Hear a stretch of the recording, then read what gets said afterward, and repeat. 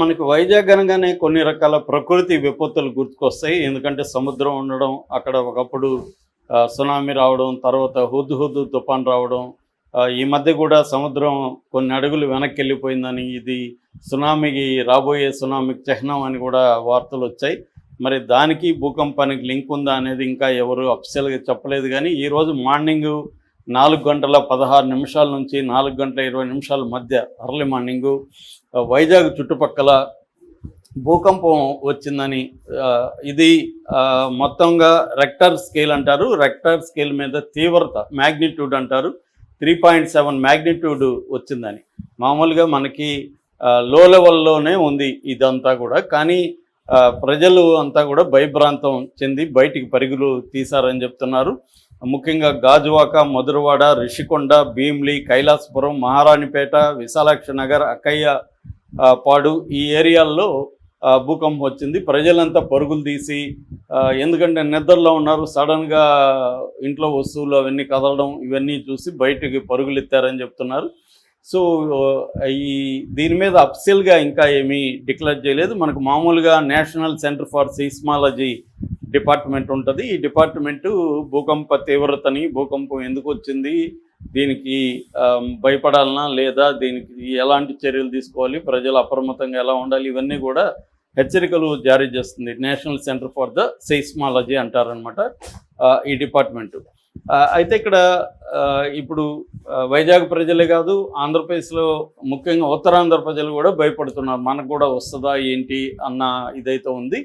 దీనికి మామూలుగా భూకంపం అంటే ఏంటంటే భూమి కంపించడం అని మనం అందరికీ తెలుసు. బట్ భూమి ఎందుకు కంపిస్తుంది అనుకున్నప్పుడు టెక్టానిక్ ప్లేట్స్ అంటారు. టెక్టానిక్ ప్లేట్స్ అనేవి గ్రౌండ్లో ఉంటాయి, రాక్ ఫార్మేషన్స్లో. అవి ఢీకొన్నప్పుడు ఏమవుతుందంటే పరస్పరం ఎదురుగా వచ్చి ఢీకొన్నప్పుడు ఎనర్జీ వేవ్స్ రూపంలో స్ప్రెడ్ అవుతుంది. అంటే ఎపి సెంటర్ అంటారు. ఎపి సెంటర్ నుంచి నలువైపులకి స్ప్రెడ్ అవుతుంది. ఈ స్ప్రెడ్ అయినప్పుడు ఏమవుతుందంటే అది భూమిలోకి ఎనర్జీ వేవ్స్ స్ప్రెడ్ అయినప్పుడు భూమి పగుళ్ళు ఇచ్చి, మనకి ఇప్పుడు బిల్డింగ్లు ఉన్నాయి, నేల పగుళ్ళు ఇచ్చినప్పుడు బిల్డింగ్ పడుతుంది.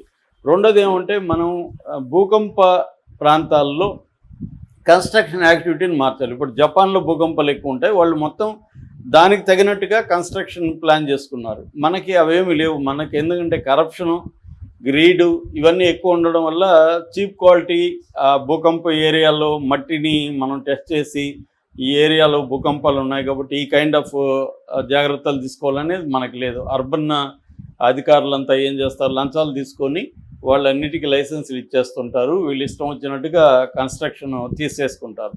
అందువల్ల ఏమవుతుందంటే కన్స్ట్రక్షన్ క్వాలిటీ, పూర్ క్వాలిటీ ఉండడం వల్ల కూడా దీని తీవ్రత ఎక్కువ ఉంటుంది. మామూలుగా భూకంప తీవ్రత తక్కువ ఉన్నా కూడా దాని ఎఫెక్ట్ ఎక్కువగా ఉండడానికి కారణం ఏంటంటే చాలా చోట్ల కన్స్ట్రక్షన్ పూర్ క్వాలిటీ ఉండడం.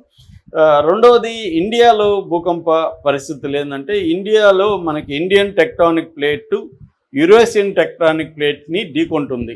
అందువల్ల ఏమవుతుందంటే ఇండియాలో ఉండే 59% ల్యాండ్ మాసు భూకంపాలకి గురవుతూ ఉంటుంది. 59%.